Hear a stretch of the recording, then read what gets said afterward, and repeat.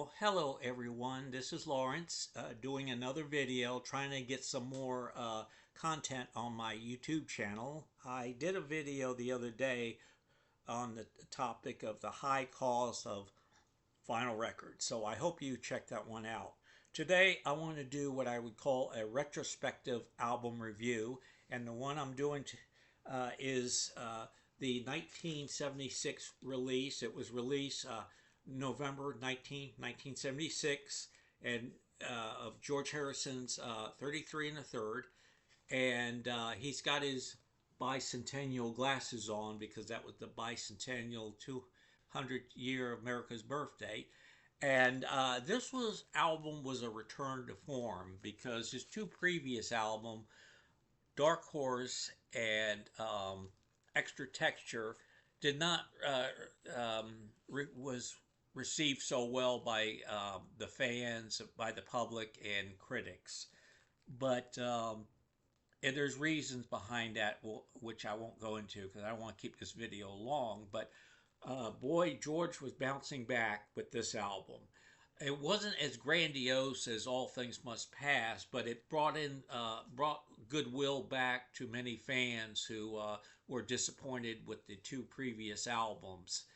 Um, while he broke free from the Phil Spector Wall of Sound with Dark Horse album, this is where he found his own groove, his own sound, and it's very clean, sparse. Um, George is playing a lot of slide guitar uh, on this album, and some nice keyboard works from Billy Preston and Billy Preston and Gary Wright, okay, and another keyboard player. And I'm going to go over each song real quick. I've got the Wikipedia page pulled up because I could look at each song and see who plays on what, because the liner notes just list all the players, but it doesn't list what players played on each song. So that's a nice thing about Wikipedia. Um, again, the album came out in 1976, and I was disappointed in the last two albums, but I first heard this album on my radio station.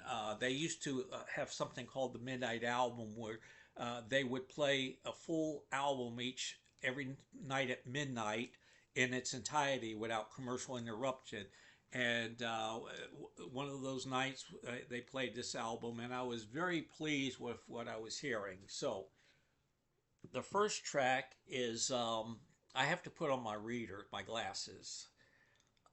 Woman, Don't You Cry for Me. Now, great opening track, and it has kind of a little bit of a disco beat to it.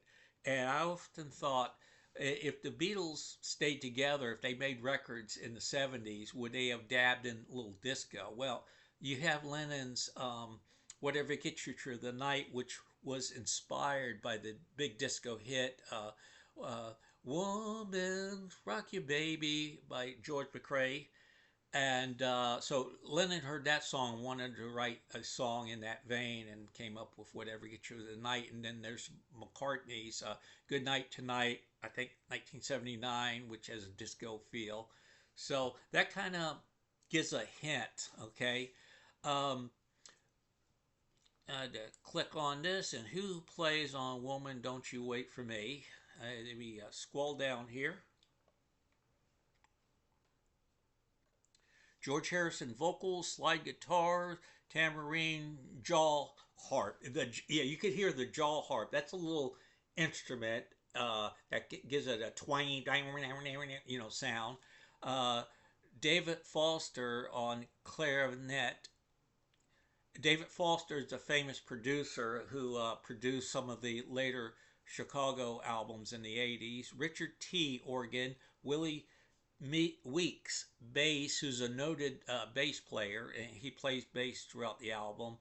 Alvin Taylor drums, and Tom Scott baritone saxophone.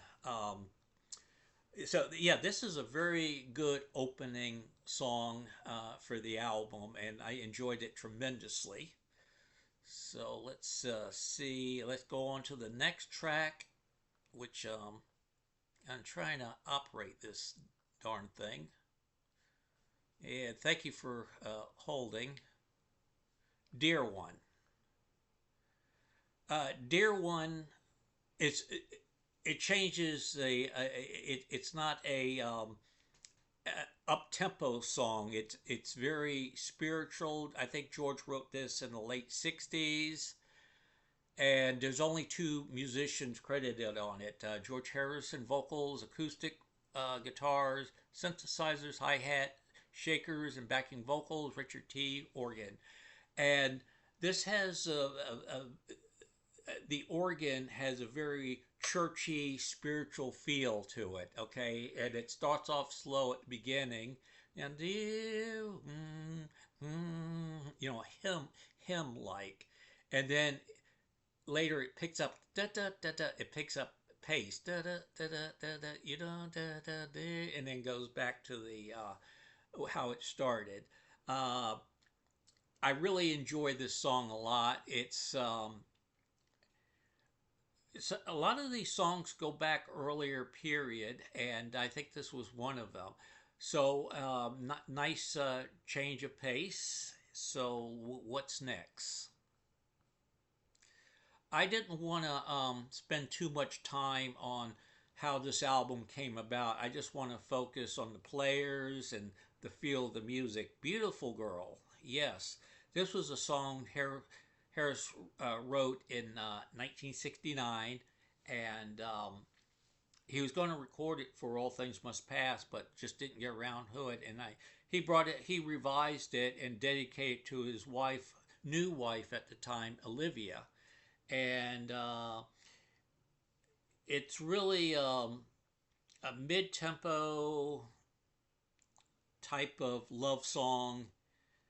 And who played on it? I'm checking that out now. Okay, Harrison vocals, electric guitar, slide guitars, backing vocals. Richard T again, piano. Gary Wright, keyboards. Billy Preston, organ, ARP synthesizers. Willie Weeks, bass, and Alvin Taylor, drums. Um, this 33 and third has some really nice keyboard layer sounds to it. Compliment of Gary Wright and Billy Preston and another person too who we'll get to. Uh, so very nice type of love song. Okay, we're going to track number 4. There's 10 songs for the entire album. This song, that's the title of the song. This song was a response to Harrison losing the copyright infringement suit brought against him um, for "My Sweet Lord," and I'm sure he was mad about it or felt, you know, I unfair, it's just been unfair. But instead of uh, just mouthing off at it, he wrote a song about losing that suit, and he did a video which is hilarious. And I'm going to post it at the bottom about being hauled into court, and he did a Monty Python type of a video about the court proceedings, which is just hilarious. But this song, this song is for you. It's very catchy, very tuney. It's actually despite it being about something, losing a lawsuit, it has a very positive, upbeat feel to it. George Harrison electric guitar, tambourine, backing vocals, Tom Scott, great saxophone solo in there. Billy Preston piano, organ. Willie Weeks bass, drums, Alan Taylor, and Eric Idle does some voiceover in it, which is part of the comedy of the song. So um, you could say that Harrison took lemons and made lemonade out of it. Okay. See yourself.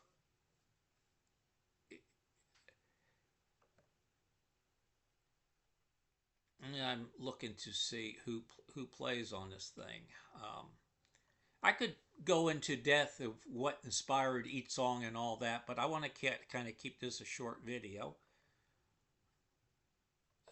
Harrison vocals, acoustic guitar, synthesizers. Oh, Harrison plays synthesizers. Remember, synthesizers' earlier form was used for "Here Comes the Sun." Tamarine backing vocals, Billy Preston piano, synthesizer. So Gary Wright keyboards, synthesizers. So this song, heavy use of synthesizers or keyboard instruments. Okay, again, Willie Weeks bass and Alvin Taylor drums, and you know, songs about just seeing yourself and the things that you do. Uh, Kind of a philosophical outlook on yourself. So that concludes side one.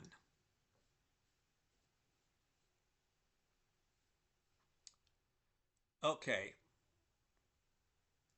it's all in what you value. A great opening track for side two. Um, Vocals, electric guitar, Harrison, cowbell, more cowbell. Okay, tambourine, backing vocals, Tom Scott, saxophone. Richard T seems to be on here a lot. Piano, and of course we know who plays bass and drums. And Emmanuel Richards, Marimba. I would have messed up that word, so I spelt it. Um, this song it has a da da da da da da da da da da da da da da da da. I'm trying to horribly hum it.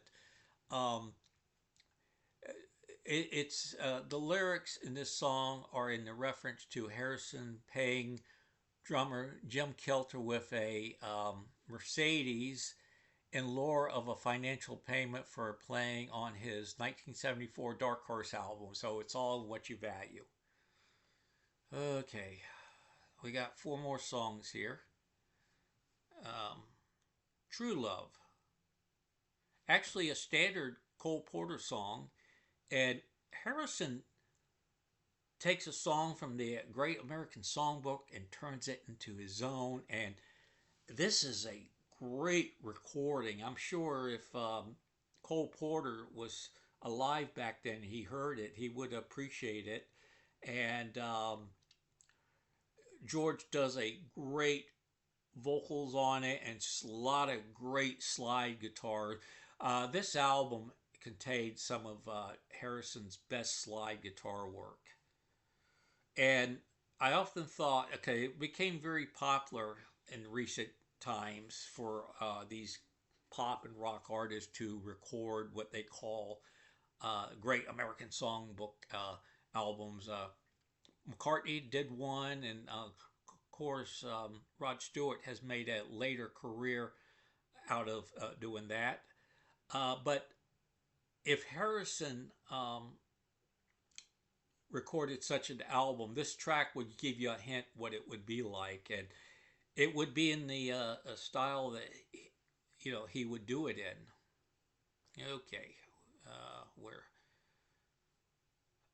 Pure Smoky, one of the best tracks on the album. It's a tribute to Smokey Robertson, just saying to Smokey, all the great music you gave me, I really appreciate it. Here's a little tribute song to you.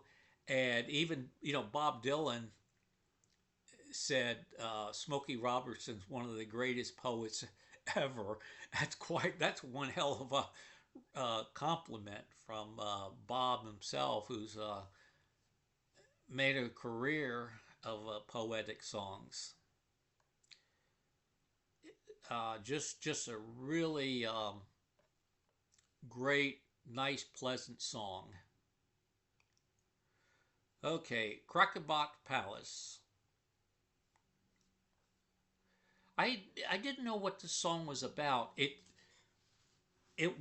charted at number 19 along with this song that charted at like 25, and they should have done better. And Harrison kind of stumbled with his last two albums, so he was getting some goodwill back.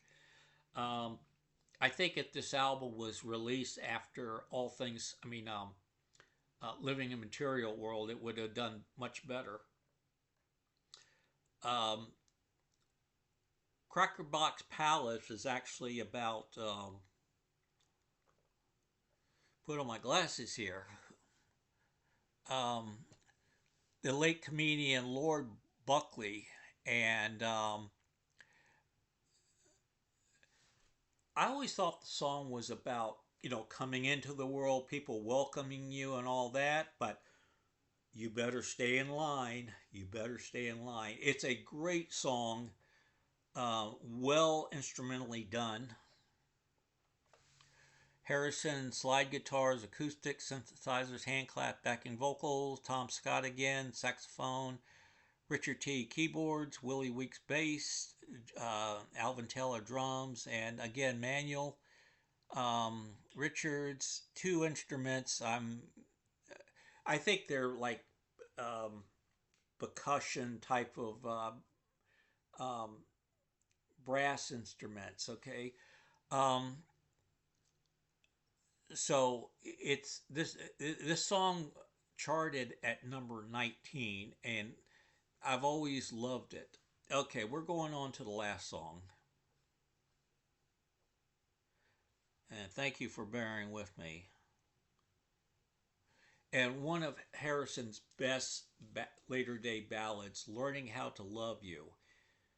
It has a like a flamingo type of style guitar, and it actually was dedicated to Herb Albert. And George was trying to make a deal with A&M Records to as being this distributor for the Dark Horse label, but it just didn't work out. But apparently, his contact with Herb Albert was still pleasant, and he wrote this little tribute song to him. And I got an observation about learning how to love you. But first, let me say, okay, electric guitars, acoustic, something called CLAVES, and another instrument, TRIANGLE. I'm a horrible reader.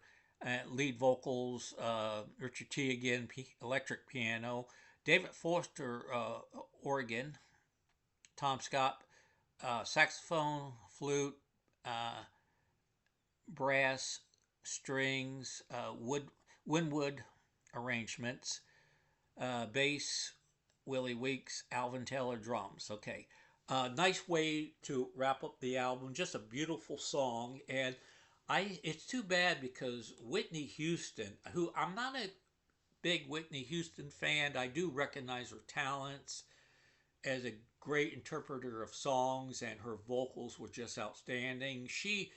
I, this song was kind of uh, made for her. She should have recorded it because she would have made it soar, but it didn't happen. Just my little private observation. So, just to wrap up, 33 and a third, 1976. It was an album that brought back a lot of goodwill to fans.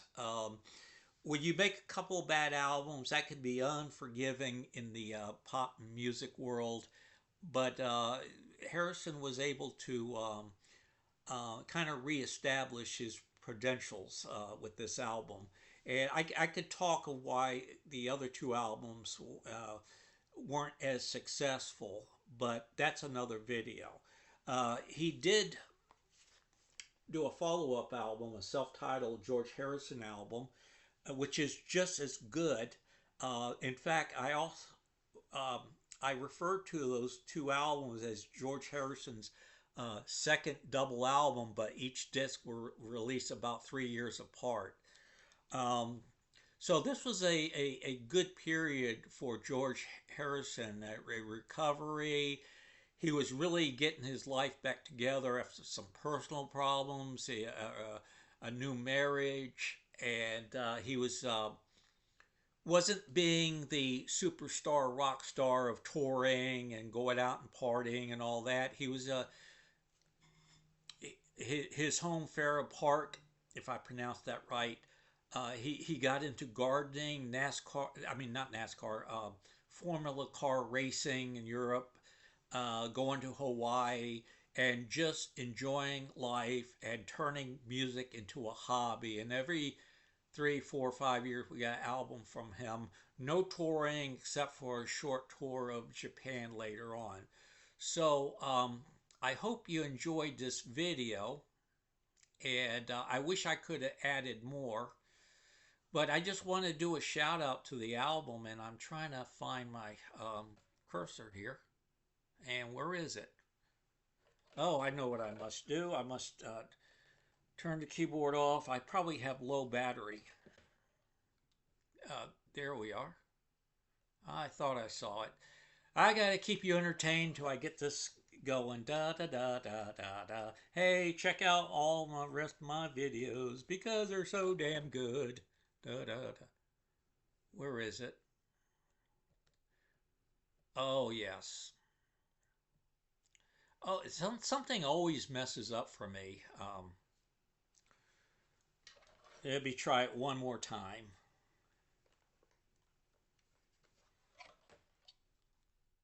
There it is. There it is. There it is. We got going. Okay. And consider this like a bonus of my video. Thank you for watching. Please leave a comment. You don't have to write a book, but thumbs ups are nice. But I like comments. I want to hear what you say, and I will respond to every comment. Thank you for watching, and have a great day. Bye bye.